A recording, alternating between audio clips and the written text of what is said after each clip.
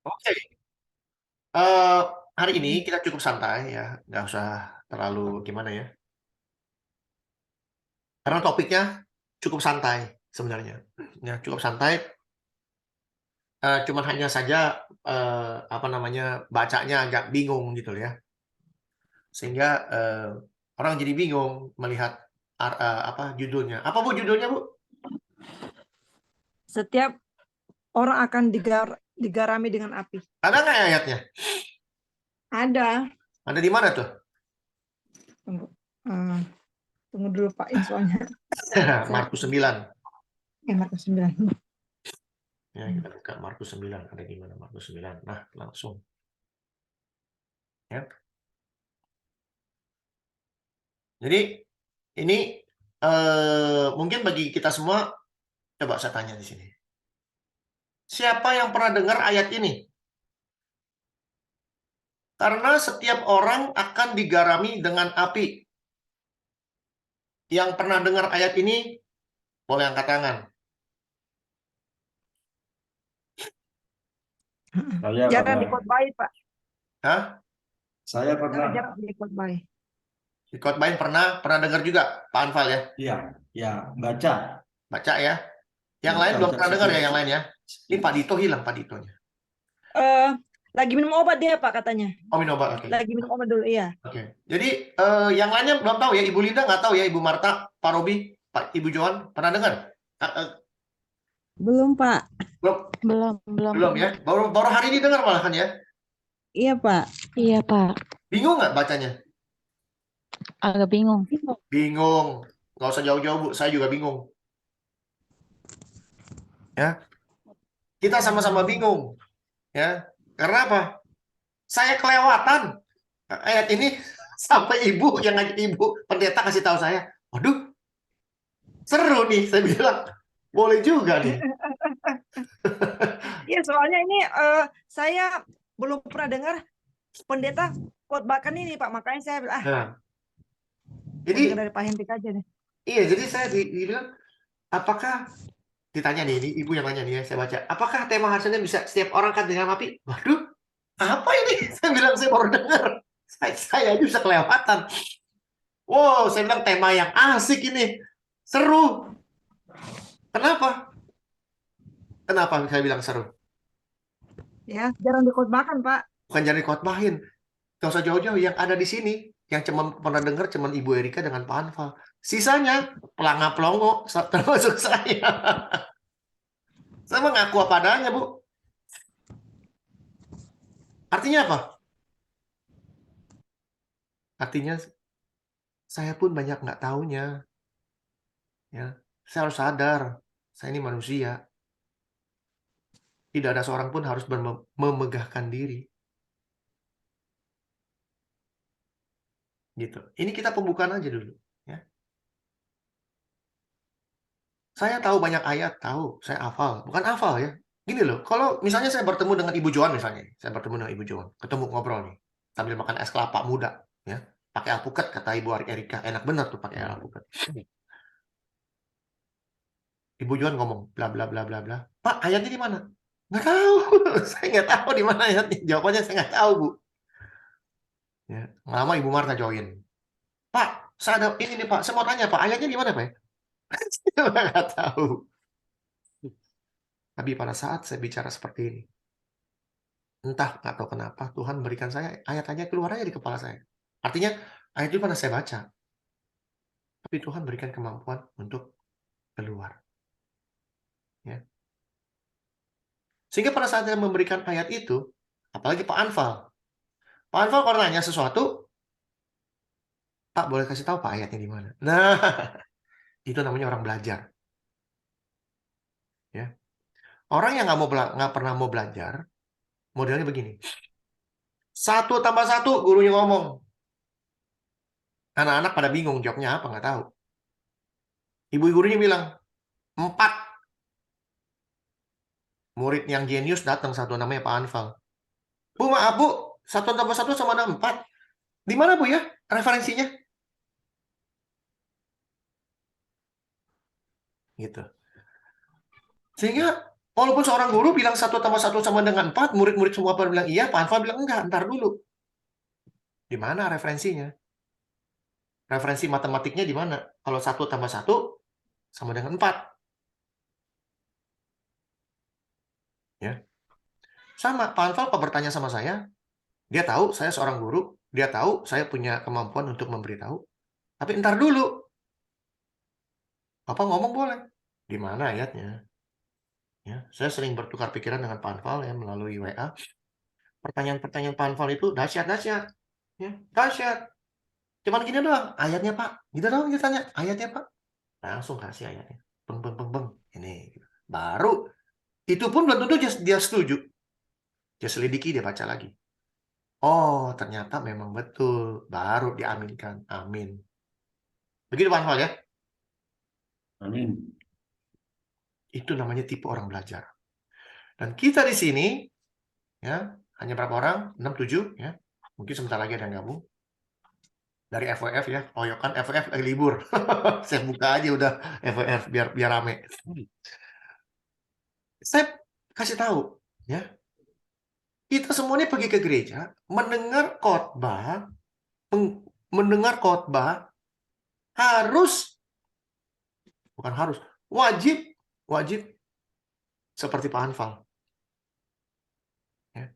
Maka dari itu banyak pendeta ya bicara yang bagus ya. Kalau menurut saya yang bagus begini. Ayo Bapak Ibu jangan lupa pensil, kertas. Cat. Dia khotbah, lalu dibawa ke ayatnya, catat ayatnya. Dengar khotbahnya. Misalnya dia bicara mengenai garam, perjanjian garam. Ada yang pernah dengar perjanjian garam? Enggak. Perjanjian garam. Ada yang pernah dengar? Hah? Pernah Pernah. Siapa yang? dibahas pernah. Ibu Linda Mahanai. pernah dengar perjanjian garam, Ibu Linda? Ibu Marta, Ibu Joan, Pak Robi, ada yang pernah dengar perjanjian garam? Pernah Pak di Mahanaim. Di mana? Terus apa lagi? Mahanai. Apa itu Mahanaim? Apa itu? Itu yang tim Batra Biasa. tuh yang ada Pak Petrus Agung Purnomo tuh yang jadi viral tuh. Ya. Perjanjian garam itu ada antara Tuhan dengan manusia, ada Daud ya dengan Tuhan, jangan lupa. Juga perjanjian garam itu sifatnya tradisi orang Timur Tengah pakai garam. Bahkan ya ada satu event atau acara di mana Perdana Menteri Israel dengan Perdana Menteri Presiden atau apa ya Mesir gitu ya. Kan mereka musuhan ini. Mereka ngumpul, ngobrol jadi satu. Mereka memecah roti sambil makan garam. Perjanjian garam. Gitu. Artinya apa? Perjanjian yang kekal. Apa betul pendeta itu ngomong? Catat. Pelajari, selidiki. Bukan hanya kita mendapatkan ilmu pengetahuan dari si pendeta, tapi kita yang belajar, catat. Wow. Ada lagi ilmu-ilmu baru yang membuat kita lebih banyak isinya. Pak Hendrik, Ya, Pak. maaf saya potong sebentar. Boleh, Pak, gratis. Bagaimana mungkin saya membawa pensil dan buku, sedangkan khotbahnya sebagian besar 80% kesaksian aja, Pak. Ambil yang 20% khotbah, nggak apa-apa. Ambil 20% khotbahnya, sisanya kan kesaksian nih. Ya udah nggak apa-apa, aja kesaksian 20% kita isi, lihat isinya ada nggak. Kalau Kalau Pak Hendrik kan jelas setiap ucapan berdasarkan Alkitab. Word by word. I remember that. Jadi begini Pak, di dalam waktu pertama kali saya sekolah dulu ya, hari pertama profesor saya bilang begini, jangan pernah berpikir yang kita belajar kali ini sama dengan khotbah yang kamu dengar di gereja. Jangan pernah pikir itu, dia bilang begitu. Dan itu dia akan saya pernah lupakan, karena hari pertama Kenapa begitu? Karena yang kita pelajari adalah bagaimana membaca firman Tuhan dengan benar. Ya. Kesalahan pertama atau kesalahan utama, ya. Shalom, Pak Philip dari Florida ya, kawan saya ini. Shalom, shalom, selamat pagi. Ini lagi lanjut. Jadi kesalahan pertama atau kesalahan utama kita orang Kristen baca firman Tuhan itu asal baca aja. Tapi tidak diselidikin. Ini apa artinya?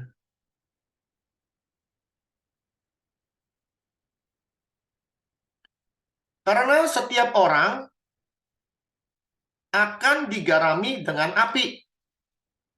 Kita orang Indonesia suruh baca begini, kebelinger, bingung. Saya juga bingung. Tapi kebingungan saya tidak sebanyak kebingungan Bapak-Bapak Ibu sekalian. Kenapa? Karena saya pernah belajar. Belajar apa? Belajar bacanya gimana supaya kita ngerti. Gitu. Jadi kalau kita baca ini, ya, huruf per hurufnya ini akan kita selidiki. Itulah belajar. Ya. Jadi kalau kita sudah belajar dengan baik, bacanya dengan baik, pengertian kita akan firman Tuhan tuh jadi terbuka semua. Percaya sama saya. Kenapa? Udah saya buktikan. Dulu saya baca kitab bla bla bla bla bla bla. Nggak usah jauh-jauh deh. Yohanes 3 ayat 16. Semua hafal? Hafal semua? Ya, kita lihat aja. Yang gampang.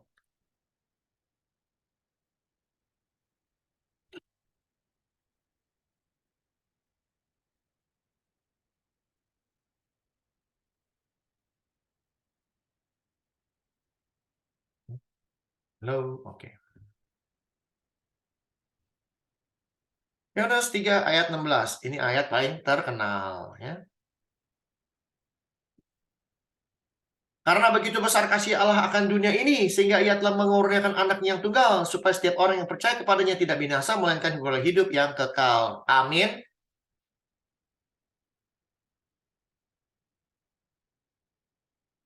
Amin, ya. Tapi nggak tahu artinya. Oh, Tuhan begitu baik. Dia yang adalah Tuhan, Yesus turun ke dunia. Begitu aja cuma tahunya. Tapi arti sesungguhnya kita nggak tahu. Ya, kita bahas ini dulu ya. Karena begitu besar kasih Allah akan dunia ini. Begitu besar kasih Allah akan dunia. Kalau kita bicara dunia, ini bicara orang Kristen, bukan orang Kristen, atau semua orang? Semua orang. Semua orang. Mau agamanya apapun, bahkan orang yang nggak beragama, bahkan orang pengikut setan, masuk di dalam ini, betul? Setuju? Setuju. Setuju ya? Kita berinteraksi sedikit. Jadi Tuhan kita punya kasih kepada semua orang. Nggak pandang bulu siapa dia. Sebenarnya kalau kita baca, ada kata karena di sini. Ya, kalau kita baca karena, berarti ada kalimat sebelumnya. Kalimat sebelumnya apa? Orang yang percaya kepadanya beroleh hidup yang kekal. Kenapa? Karena begitu besar kasih Allah akan dunia ini. Dan itu diulang lagi, setiap orang yang percaya kepadanya tidak binasa, melainkan beroleh hidup yang kekal. Ini 2 kali ditulis. Kalau Alkitab menulis 2 kali, artinya apa? Penting. Penting. Itu cara baca yang benar.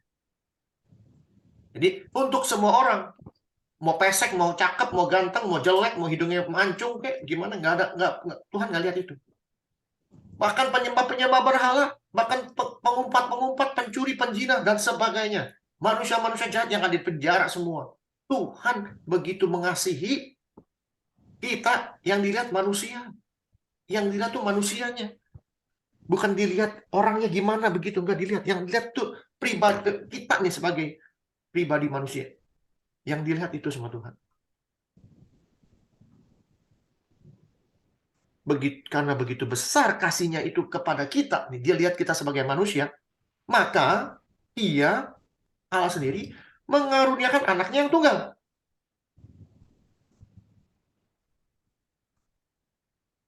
Inilah hadiah terbesar yang Tuhan berikan buat kita. Hadiah terbesar. Masuk. Lalu dikatakan apa? Supaya setiap orang yang percaya kepadanya, pertanyaan, setiap orang sama semua orang beda nggak? Beda. Bedanya di mana, Bu?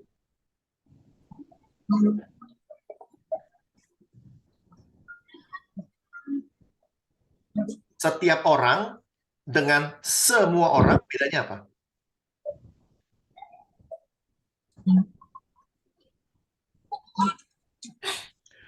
Setiap itu bagian dari semua atau semua itu bagian dari setiap?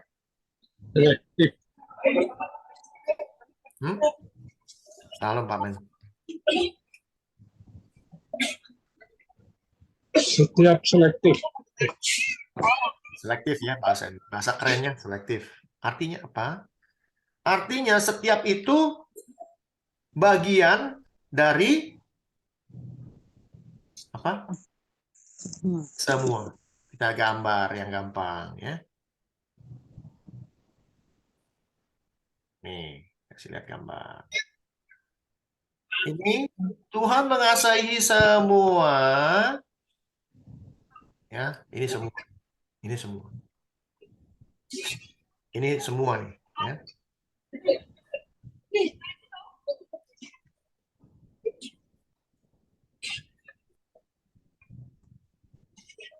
Semuanya nih. Tapi setiap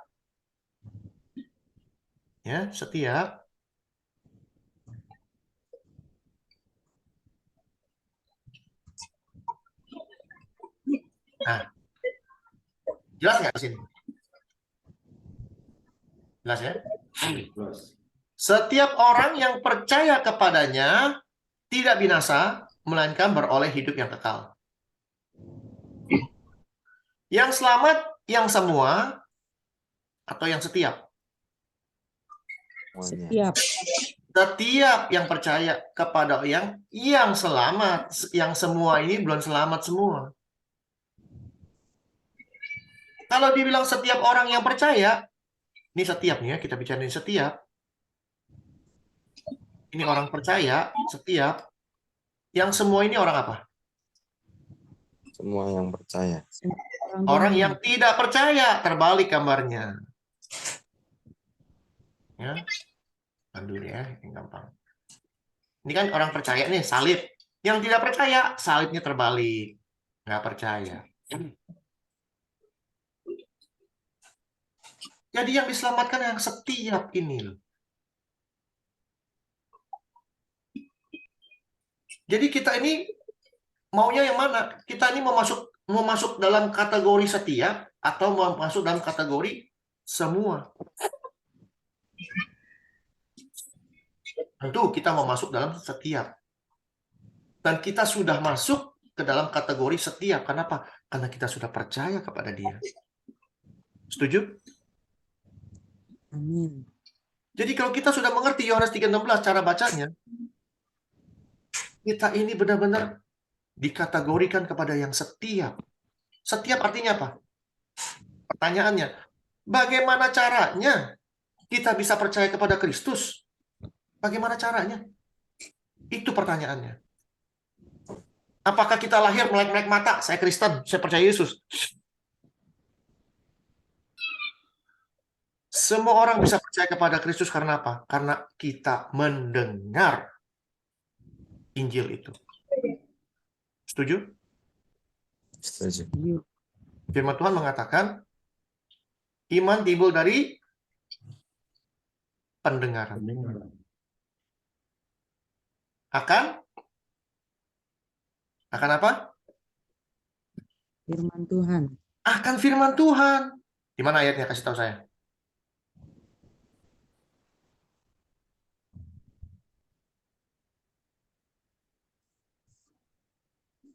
10:17. Hmm? Ya, 10:17 betul. Ya. Roma.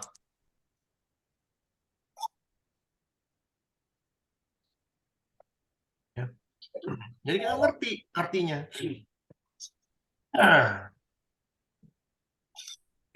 Ya, 10:17. Kita lihat. Jadi, iman timbul dari pendengaran. Pendengaran apa? Pendengaran oleh firman Kristus. Nah,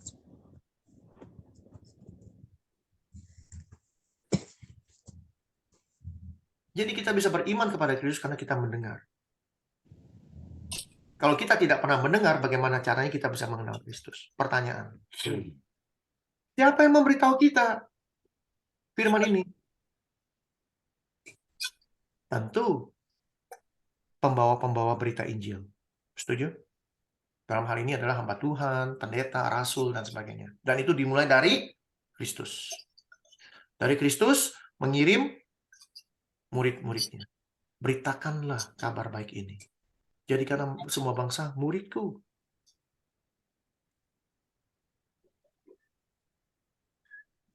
Tarik lagi mundur ke belakang. Bagaimana caranya Kristus bisa hadir di tempat ini? Bagaimana Kristus bisa hadir di dunia ini? Ada yang tahu bagaimana caranya? Karena apa? Kenapa Kristus bisa hadir di dunia ini? Karena apa?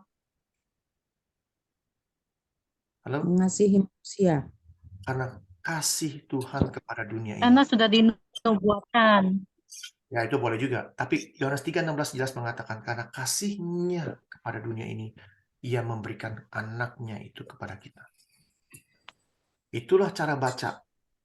Kita mengerti kenapa dia turun ke dunia ini. Karena kasihnya kepada kita. Pribadi manusia. Pribadi manusia. Ya. Dan inilah invitation. Invitation, apa invitation bahasa Indonesianya? Undangan. Undangan. Undangan terbesar, terbaik sepanjang sejarah dari dunia diciptakan sampai akhir dunia akan hancur. Undangan terbesar, terbaik yang pernah ada di dunia ini adalah Tuhan mengundang manusia. Nih, ada jalan keluar. Nih, ada juru selamat. Kalau kita lagi naik mobil, ya saya naik mobil nih, saya di Amerika naik mobil. Itu di pinggir jalan semuanya apa? Papan iklan. Iklan, undangan, iklan. Lagi naik anak-anak. McD. Misalnya McD, $1. Dapat 5. Itu saya lagi naik mobil mau pergi, itu bisa belok. Ntar dulu, ini di mana? Ada McD, exit 5. Saya pergi exit 5, cari McD-nya. Saya mau dong tadi yang ada di tulisan itu, $1 5 biji McD-nya. Oh ya ada nih Pak, memang kita lagi ada promosi. Saya datang. Ke promosi itu. Ya.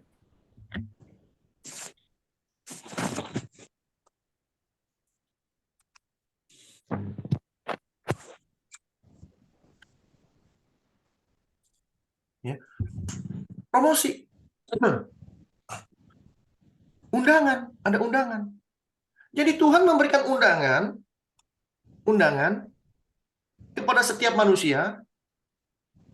Pada saat saya melihat undangan itu, nih undangan promosi nih, promosi McD. Saya ini ditarik nggak sama undangan itu? Ya. Tertarik nggak dengan? Tertarik, saya ditarik undangan itu, bahkan ditariknya sampai mana? Sampai ke restorannya. Datang, saya mau itu. Setuju? Setuju? Setuju. Setuju. Oleh karena itu, begitulah bacanya firman ini.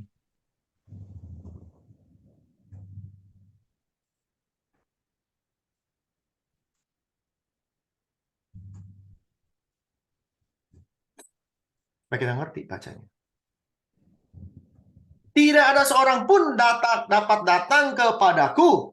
Yesus berkata, nggak ada seorang pun bisa datang kepadaku jikalau ia tidak ditarik oleh Bapa yang mengutus aku. Yohanes 3:16, karena begitu besar Tuhan Allah akan dunia sehingga ia mengutus anaknya yang tunggal, dan ia akan kubangkitkan pada akhir zaman.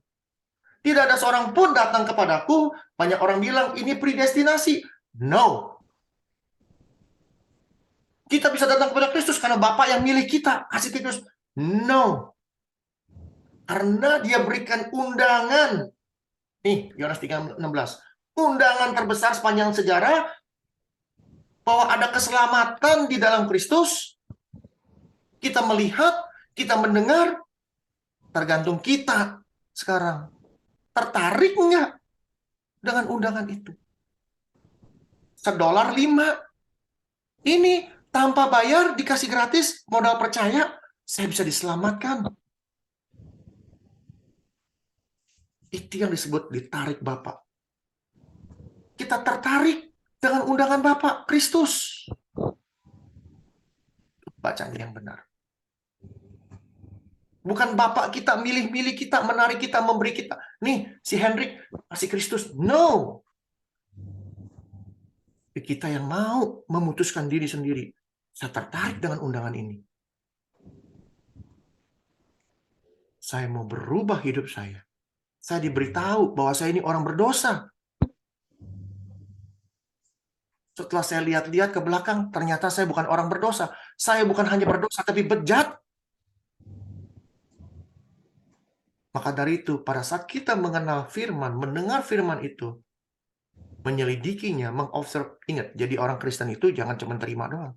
Selidiki, observasi. Jangan pernah percaya suatu agama, apapun agamanya, main ambil aja. Selidiki dulu. Yang kita sembah siapa? Yang kita dengar siapa? Pada saat kita selidiki, kita observasi, dan firman itu menegur kita, lalu kita flashback dengan hidup kita yang di belakang. Betapa bejatnya hidup kita, betapa fasiknya hidup kita, betapa jahatnya hidup kita.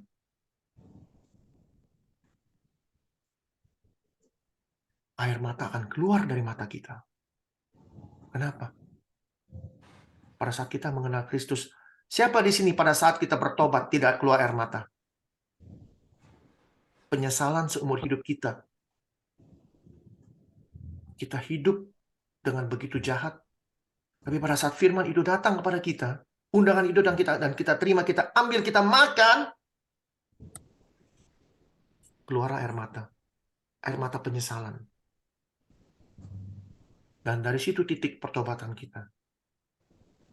Tuhan membuka mata rohani kita. Dicelikkan mata kita. Sehingga apa? Sehingga kita melihat betapa jahatnya kita dulu. Tapi kasih Tuhan begitu besar kepada saya. Dunia saya sebagai pribadi. Sehingga setiap, dan saya menerima sebagai bagian dari setiap itu. Menerima apa? Menerima Kristus sebagai Tuhan dan Juru Selamat saya. Dan saya diubahkan pada saat itu juga. Dari orang yang berdosa menjadi orang merdeka. Pada saat kita menjadi orang merdeka, apa yang harus kita lakukan? Kita hidup turut serupa dan segambar dengan Dia. Yaitu apa?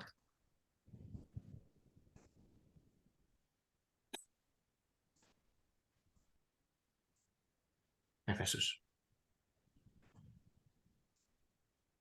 Sebab di dalam Kristus, Allah telah memilih kita sebelum dunia dijadikan. Apakah artinya Tuhan memilih kita sebelum dunia dijadikan predestinasi? No. Ingat, Tuhan tidak pernah. Kalimat predestinasi itu buatan manusia. Yang namanya John Calvin. Ingat. Gara-gara dia dunia berantakan. Gara-gara dia yang namanya kekristenan pada berantem. Kenapa? Bacanya salah. Sebab di dalam Dia, dalam Kristus, kita yang sudah mengenal Kristus, telah memilih kita sebelum dunia dijadikan. Artinya apa? Walaupun kita belum jadi nih. Kita belum jadi. Dunia aja belum jadi, berarti kita belum jadi. Tuhan sudah memprogram segala sesuatu di dalam Kristus. Diprogram di dalam Kristus. Apa programnya? supaya kita kudus, tak bercacat di hadapannya. Ini program mula-mulanya Tuhan di dalam Kristus. Jadi pada saat kita masuk ke dalam Dia, bukan aku lagi yang hidup, tapi Kristus yang hidup di dalam aku, maka kita harus masuk ke dalam programnya yang mula-mula itu, kudus, tak bercacat di hadapannya.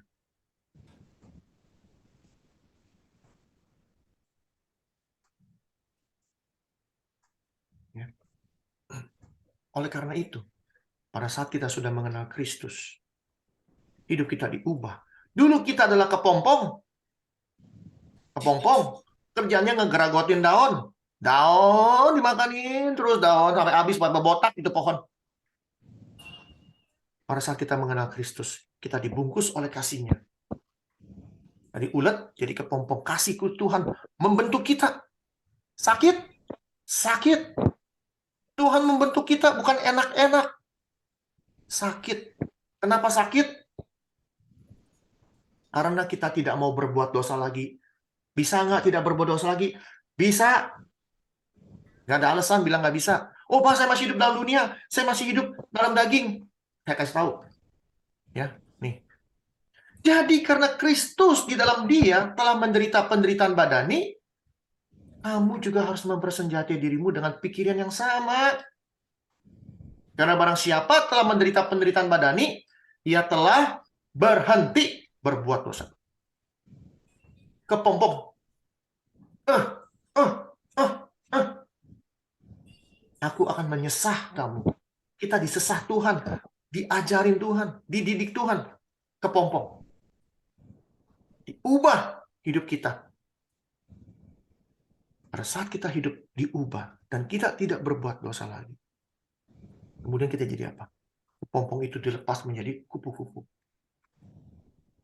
Di sini siapa yang pernah lihat kupu-kupu ngegeragotin daun? Ada yang pernah lihat? Kupu-kupu makannya daun, digeragotin sampai habis satu pohon. Gak ada yang pernah lihat. Yang ada kupu-kupu minum madu, makan madu. Udah lain makanannya. Kupu-kupu sudah tidak ingat siapa dia. Dia udah gak ingat siapa dia dulu. Dia dulu tuh ulet. Dia udah gak ingat. Yang dia tahu sekarang, saya adalah kupu-kupu. Saya bukan ulet. Ulet itu apa? Dia nggak tahu dia ulet itu apa.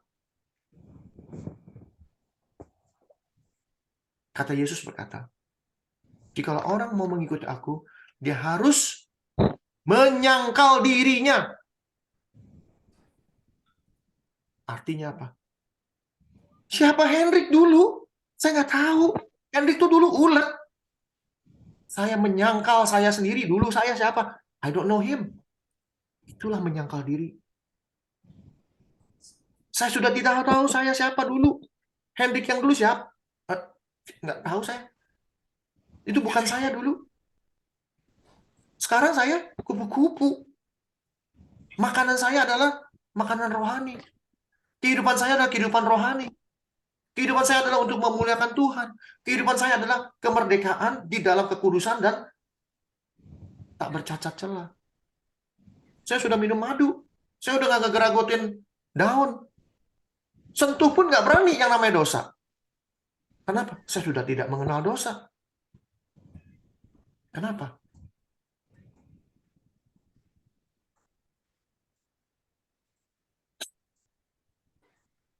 Karena barang siapa mengatakan bahwa ia ada di dalam Kristus, oh, Tuhan di dalam aku di dalam dia, dan dia ada di dalam Bapa, bukan aku yang hidup, tapi Kristus yang hidup, ia wajib hidup sama seperti Kristus telah hidup.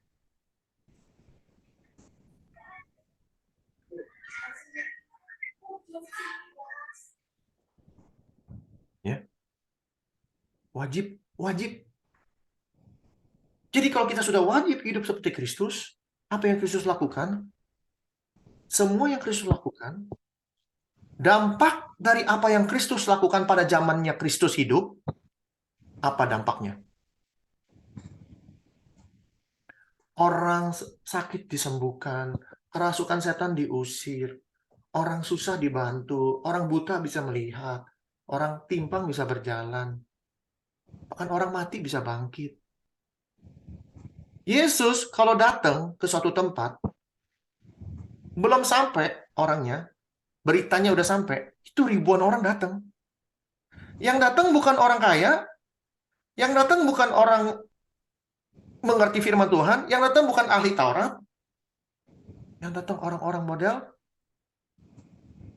nggak punya masa depan, penyakitan, miskin, janda-janda, anak yatim, dan sebagainya, dan sebagainya. Dia dikerumunin model-model begini. Itulah sebabnya orang Farisi nggak pernah bakal bisa percaya kepada Kristus sebagai Mesias. Karena apa? Nggak mungkin Mesias main dengan orang-orang begini. Itu yang ada di kepala mereka.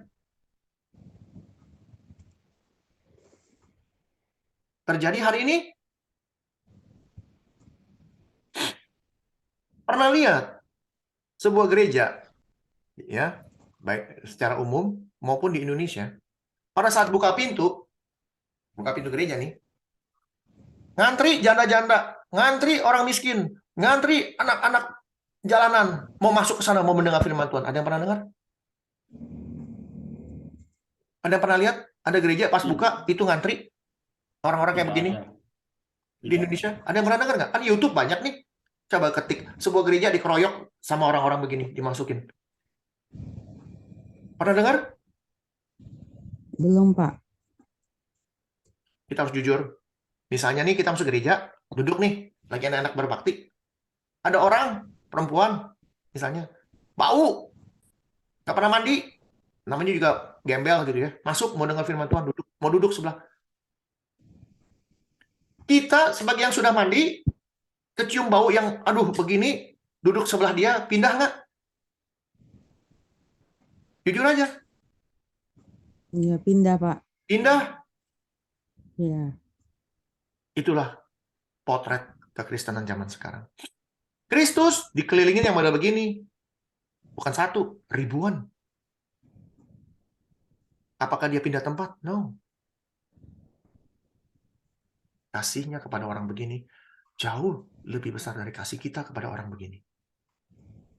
Nggak heran.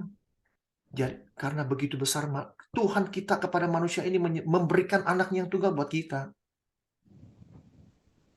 Kita yang punya anak, ketemu orang kayak begini, saya akan suruh anak saya, Pak, beliin sesuatu buat kamu. Ayo anak, telepon. Ada orang miskin, gembel, beliin ini, beliin ini. Ayo, kasih dia baju, kasih dia ini, kasih dia makan. Ada yang begitu? Pernah dengar?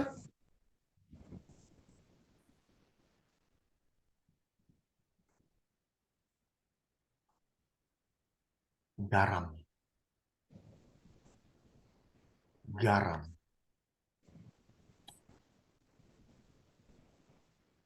Jadi itu pembukaan saya mengenai siapa kita. Ya.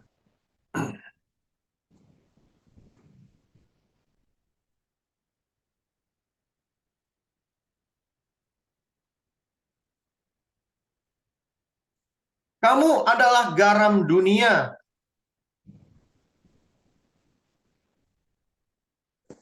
Kamu adalah garam dunia. Sifat garam apa? Asin. Asin. Air dikasih garam, airnya jadi Asin. asin. Makanan dikasih garam, makanannya jadi Asin. asin. Sifat asin adalah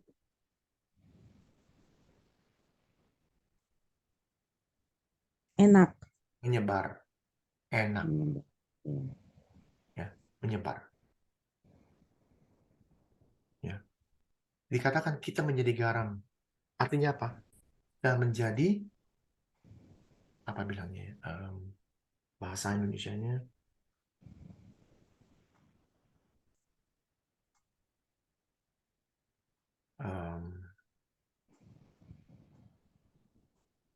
nanti saya ketemu bahasa Indonesia. Saya minta tolong Tuhan ya.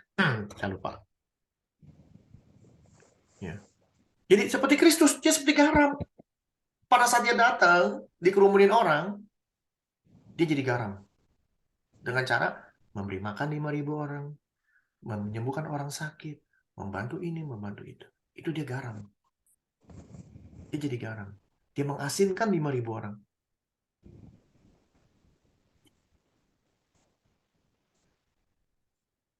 Itu sifat garam.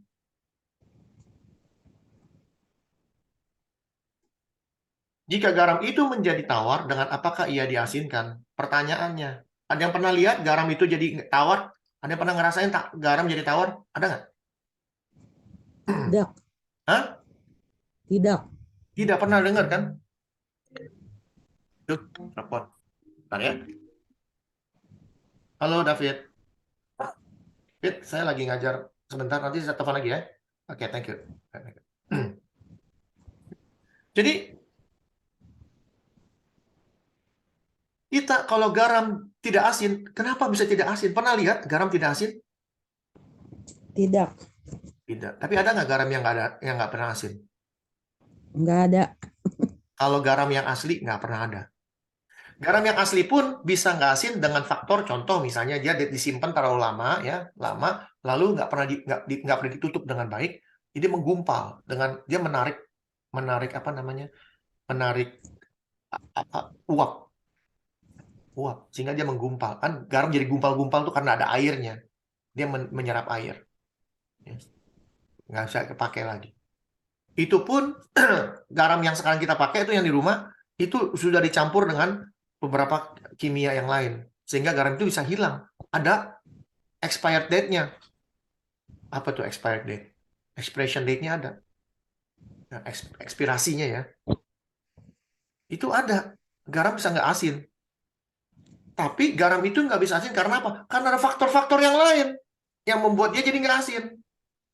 Faktor utama garam kita manusia yang harusnya asin, yang harus jadi garam, faktor utama kita nggak bisa jadi asin atau jadi tawar. Karena apa?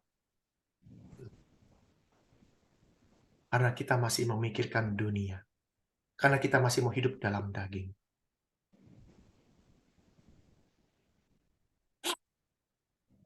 Banyak sekali ya pengajar-pengajar mengajarkan nggak apa-apa, kita masih dalam daging.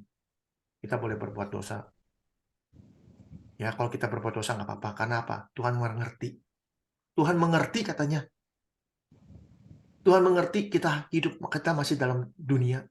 Kita masih dalam daging. Kasih tahu saya ayatnya, kata Pak Anfal. Kasih tahu saya, ini Pak Anfal nih. Kasih tahu saya ayatnya, firman Tuhan yang mengajarkan kita, ya, kadaluarsa, betul, thank you. Kadaluarsa. Ayatnya di mana satu Alkitab ngajarin kita hidup dengan daging. Boleh hidup dengan daging. Kasih tahu saya, kata Pak Anfal, ayatnya di mana satu Alkitab yang mengajarkan kita harus hidup dalam dunia atau kita memikirkan hal-hal yang dunia.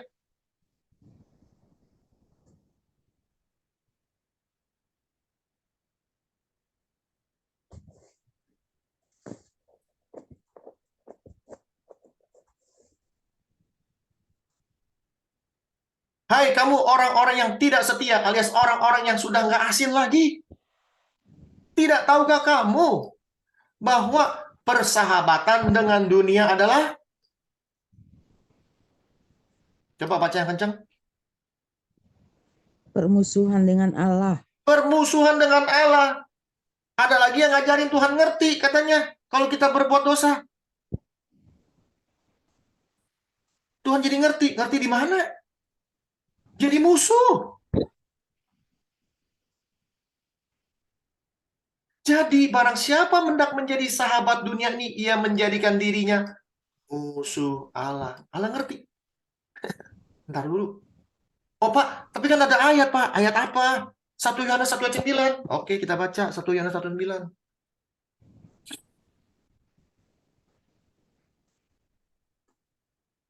Jika kita mengaku dosa kita, maka ia adalah setia dan adil. Wow, hebat. Sehingga ia akan mengampuni segala dosa kita dan menyucikan kita dari segala kejahatan. Tuh ayatnya ada Pak. Kalau kita ngaku dosa, maka ia setia adil, kita akan diampuni. Orang-orang kayak begini, yang ngajarin model begini, maaf. Ini saya rekam ya, nanti saya sebar. Buat orang-orang yang pernah ngajarin ayat ini, bahwa kita boleh berbuat dosa, lalu dia setia dan adil mengampuni dosa kita, bertobatlah. Kenapa saya bilang bertobat? Saya tanya yang gampang-gampang aja. Yang bisa jawab saya kasih sepeda. Kalau orang mengaku dosa, ini orang kenal Kristus atau belum? Kalau orang mengaku dosa, ini orang sudah pernah mengenal Kristus atau belum pernah mengenal Kristus? Sudah. Gimana sudah? Kalau sudah, ngapain ngaku dosa? Pada saat Karena kita orang dosanya udah berdosa, ditebus ya. Ya, iya ya, dong. ya. Kalau kita orang berdosa, yang seperti tadi saya katakan, karena begitu kasih Allah, kita menerima undangan itu, mengambil lalu keluar air mata pertobatan, ya, sadar, saya ini orang bejat, saya ini orang jahat, saya ini orang berdosa, maka saya ngaku di hadapan Tuhan. Karena saya baru kenal dia, karena saya tahu ada dia. Tapi sekarang saya sudah jadi orang Kristen, sudah mengenal dia, udah tahu dosa itu model gimana, ngaku lagi.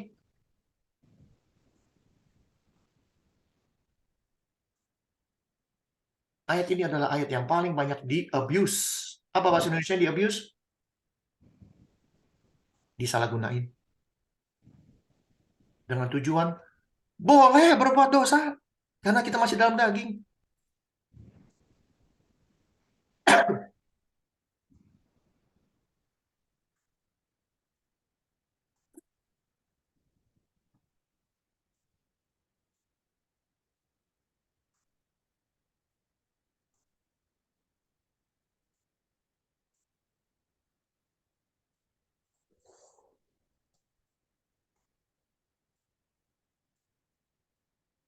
Pikirkanlah perkara yang di atas. Bukan yang di bumi. Kalau kita menjadi garam dunia, kita harus punya pikiran yang di atas. Bukan yang di bumi. Sebab kamu setelah mati dan hidupmu tersembunyi bersama dengan Kristus di dalam Allah. Karena itu matikanlah, disuruh matikan dalam dirimu segala sesuatu yang duniawi.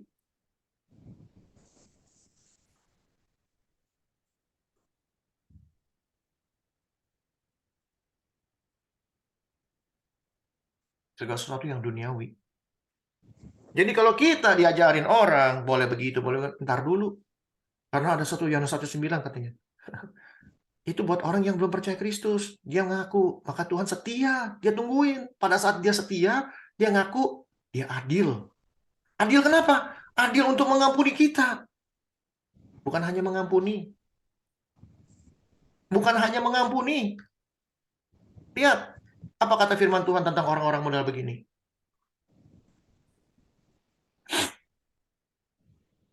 Tetapi jikalau orang fasik bertobat dari segala dosanya, orang fasik, orang jahat, orang bejat, orang kurang ajar, penjina, pencuri, pemabuk, ya, pelakor, semuanya orang fasik, bahkan seperti Hitler yang jahatnya luar biasa, bertobat dari segala dosa yang dilakukannya dan berpegang pada segala ketetapanku. Dia bertobat, bukan hanya bertobat, tapi dia berpegang kepada hukumnya Tuhan 10 dan melakukan keadilan dan kebenaran. Kenapa melakukan? Karena dia menjadi pelaku firman. Dia pasti hidup, ia tidak akan mati. Kenapa? Yesus bilang, kamu akan diampuni dosanya dan disucikan dari segala kejahatan. Bukan hanya itu saja. Segala durhaka alias apa yang pernah dilakukan dulu, ngegeragotin daun, yang dibuatnya tidak akan diingat lagi terhadap dia.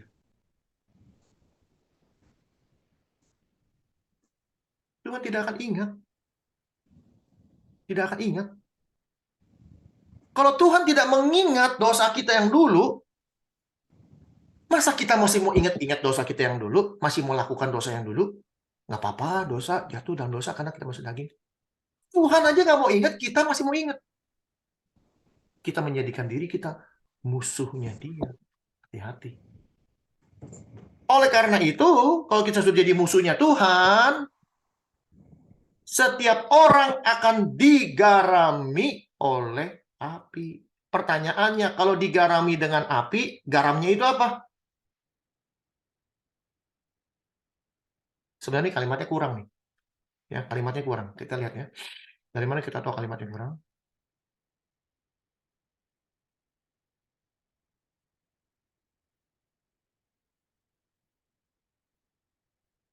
King James Version.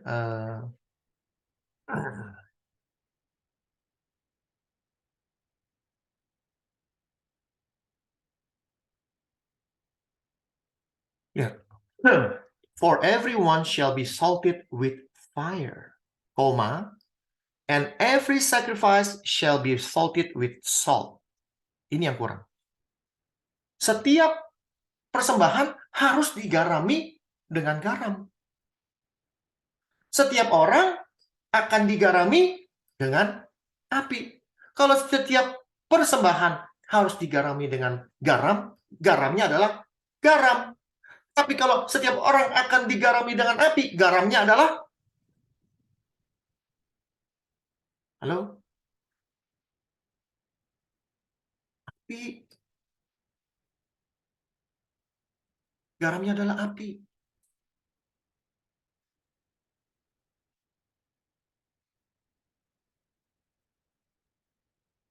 Setiap. Setiap ini bagian dari semua? No. Setiap ini adalah orang-orang yang sudah percaya kepada Tuhan. Kita akan dibakar dengan api. Siapa api itu? Roh Kudus. Kita digarami oleh Roh Kudus. Api itu lambang Roh Kudus.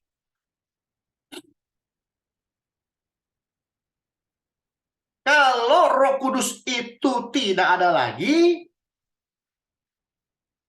kamu mau jadi apa katanya? Hendaklah kamu mempunyai Roh Kudus di dalam dirimu. Maksudnya itu. Ini garam di sini, garamnya api.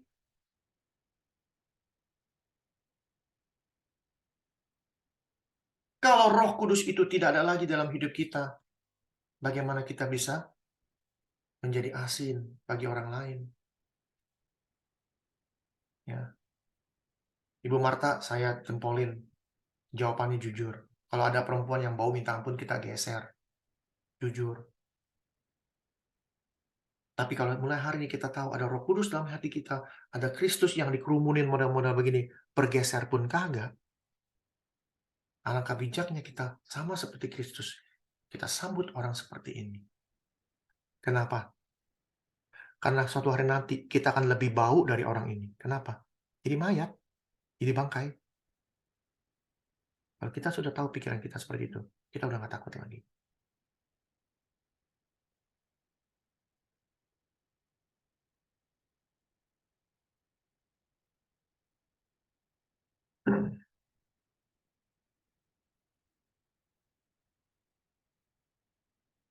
Terakhir.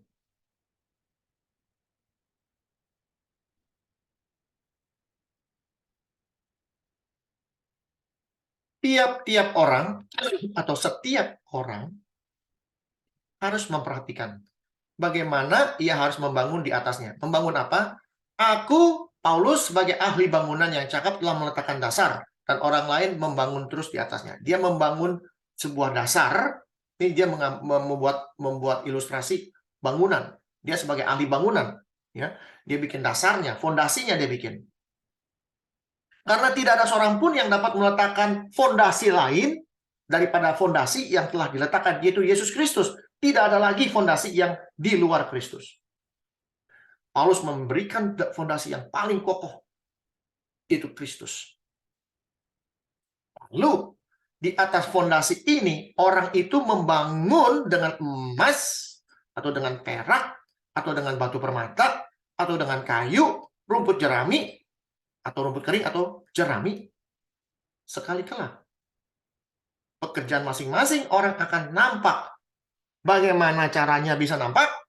Karena Tuhan yang akan menyatakannya, sebab ia akan nampak dengan api. Dan bagaimana pekerjaan orang itu akan diuji oleh api.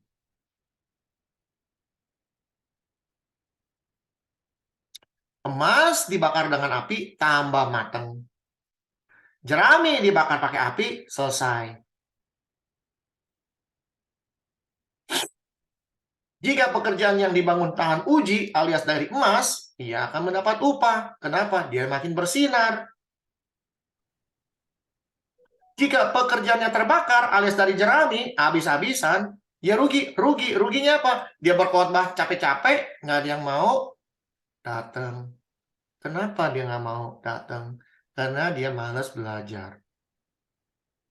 Cuman adanya itu aja. Tapi dia selamat. Sama kayak kita. Ada nggak orang kalau rumahnya kebakaran, dia diam di rumah? Dia pasti lari. Rumahnya besar, dia lari sana lari sini untuk keluar rumah. Rumahnya habis, dia keluar. Tapi badannya bau angus karena banyak asap. Kayak begitu. Ini ilustrasi apa yang di kepalanya si Paulus. Tapi seperti dalam api. Sama, dia selamat, dia keluar, dia selamat. Hanya saja pekerjaannya dia sia-sia gitu. Tapi tidak menjadi tawar. Kalau menjadi tawar, artinya apa? Roh itu tidak ada di dalam hidup kita lagi. Nggak heran. Banyak orang Kristen tanpa sadar dia sudah nggak asin. Tanpa sadar. Kenapa? Tidak ada roh di dalam hidupnya dia. Tidak ada api yang menggarami dia.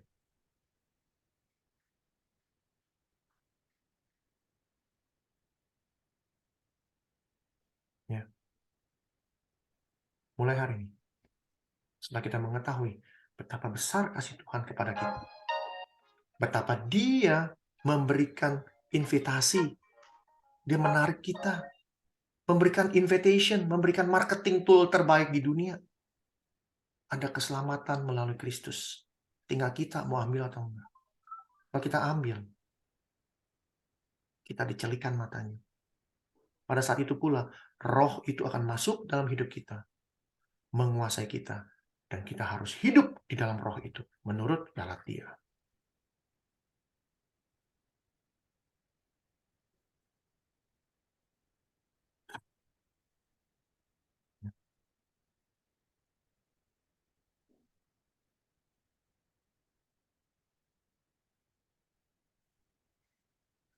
Jikalau kita hidup oleh roh, baiklah kita hidup juga dipimpin oleh roh, bukan oleh daging. Nggak apa-apa kita masih hidup dalam daging. No way, Jose. No. Say no untuk pengajaran-pengajaran dengan yang demikian. No. Yes is yes, no is no. Yang lebih dari itu berasal dari si... Halo? Berasal dari siapa? Si Si jahat. jahat. Si jahat. Ingat, itu harus dipegang. Ya is ya, no is no.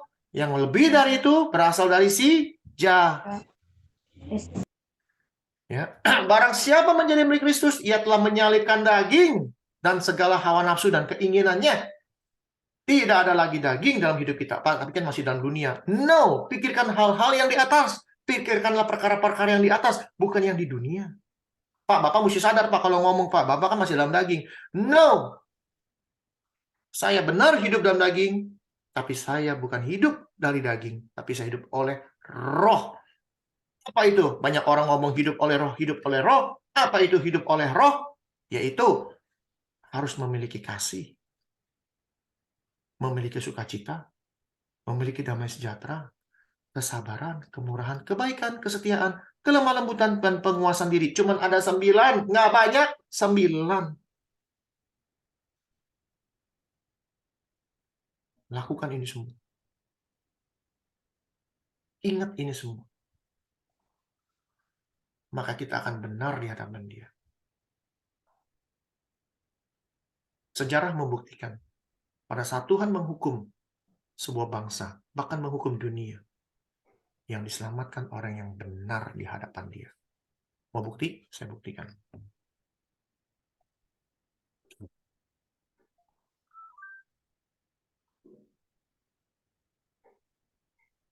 Aku menyesal, aku malah menjadikan mereka. Tuhan menghukum dunia. Tetapi Nuh mendapat kasih karunia di mata Tuhan. Kenapa? Jawabannya ada di bawah. Nuh adalah seorang yang benar, tak bercela, tak bercacat cela di antara orang-orang sezamannya, dan dia hidup bergaul dengan Allah. Efesus 1 ayat 4 yang kita sudah baca. Dia hidup dengan programnya Tuhan. Hidup benar, bercacat celah.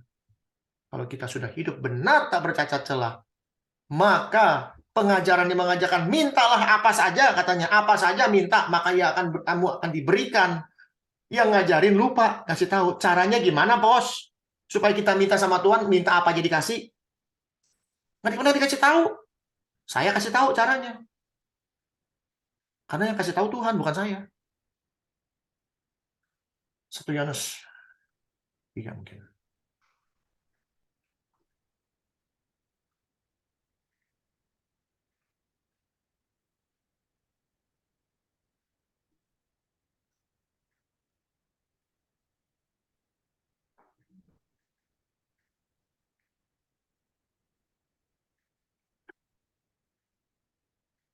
Apa saja yang kita minta, apa aja beneran, kita memperolehnya daripadanya. Kita akan dapat. Ntar dulu bos, caranya gimana? Karena, nih tuh caranya. Kita menuruti segala perintahnya, menuruti hidup dalam roh, 9 itu plus hukum Taurat, dan berbuat, melakukan menjadi pelaku firman, apa yang berkenan kepadanya.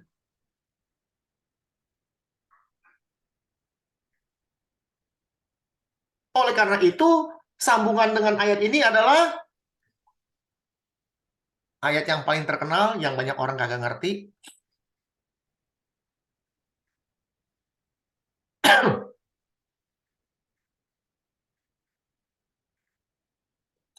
Carilah dahulu kerajaan Allah dan kebenarannya, maka semuanya akan ditambahkan kepadamu. Artinya apa? Apabila kamu hidup sesuai dengan perintahnya. Kerajaan Allah itu ada perintah, ada hukum, jalankan. Kamu melakukan segala ketetapannya, melakukan segala kehendaknya, maka semuanya akan ditambahkan kepadamu. Alias apa? Alias yang nggak diminta pun dikasih. Ini ayat bukan ayat baru. Cuma disebut seperti baru karena ayat ini berasal dari permintaan Raja Salomo kepada Tuhan. Tuhan tanya, kamu meminta apa? Salomo bilang, kamu menjadikan bapakku Daud seorang raja. Sekarang saya jadi raja untuk memimpin bangsa yang besar ini, katanya. Saya cuma minta satu dari engkau, hikmat. Dia nggak minta yang lain. Dia cuma minta kerajaan Allah, hikmat, untuk bisa mengembalakan bangsa yang besar ini dan tegak tengkuk. Tuhan melihat. Satu Tawarik mencatat, Tuhan bilang, Tuhan memandang permintaannya baik sekali. Karena kamu tidak minta kekayaan, karena kamu tidak meminta kemuliaan, kamu tidak meminta pelebaran kerajaanmu, kamu bahkan tidak meminta nyawa musuhmu, kata Tuhan. Tapi kamu meminta hikmat, maka yang kamu tidak minta, yaitu kekayaan, kemuliaan, segala macam, aku berikan. Kalau kita meminta sesuatu sama Tuhan, jalankan ini dulu. Perintahnya, lakukan yang benar. Minta apa saja. Bahkan yang kita tidak minta dikasih. Percaya? Ada amin? Harus amin. Harus amin. Amin. Harus yakin. Amin. Kenapa? Saya contohnya, ini rumah saya nggak minta dikasih. Mintanya apa, dikasihnya apa.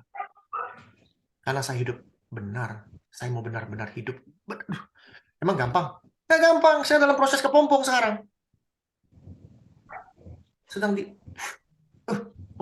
Akhirnya Tuhan memberikan saya keluar sebagai kupu-kupu. Dan saya tidak mau mengingat-ingat. Kalau ditanya, kalau saya ketemu teman saya yang dulu, Drik, dulu kan lo begini? Iya. Dulu kan lo begitu? Iya. Dulu kan lo begini? Iya. Dulu kan lo suka begini? Iya. Kan dulu. Udah mati orangnya.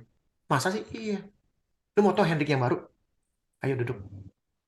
Saya ceritain Hendrik yang baru seperti apa. Itu saya. Maka dari itu kita mulai dari sekarang ini, kita harus berpikir seperti kupu-kupu. Jangan pikir ulet. No, kita harus jadi garam. Kita harus digarami dengan api.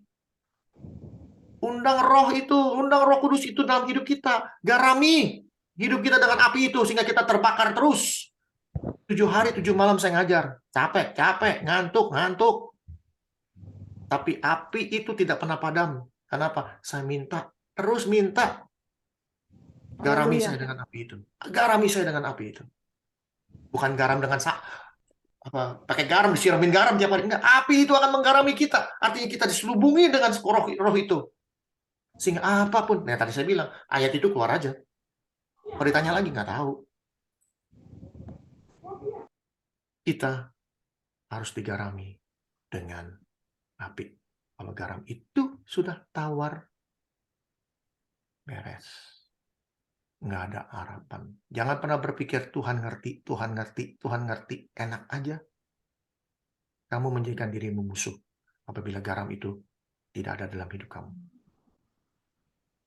Tuhan memberkati, mari kita berdoa. Bapa di dalam surga, terima kasih atas firman Tuhan yang begitu indah. Tuhan berkarya begitu besar buat hidup kami. Tuhan memberikan Kristus buat kami. Karena Tuhan begitu sayang kepada kami. Kami dulu orang berdosa, Tuhan.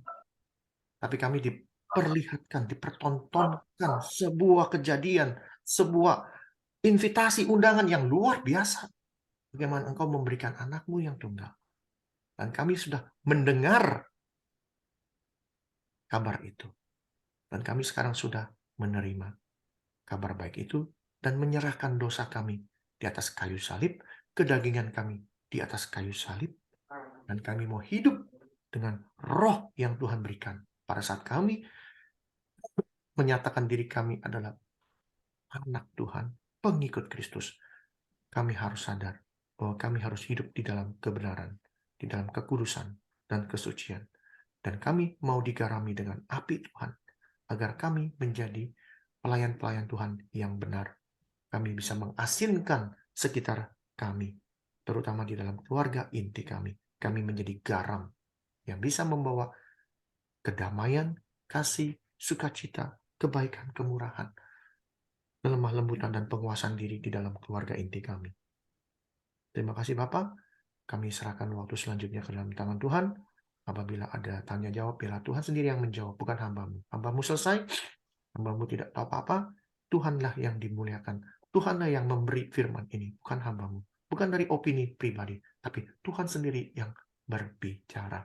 Terima kasih Bapak. Di dalam nama Tuhan Yesus kami berdoa mengucap syukur. Amin. Oke, terima kasih Ibu Erika. Iya, terima kasih Pak Hendrik. Silakan. Ya.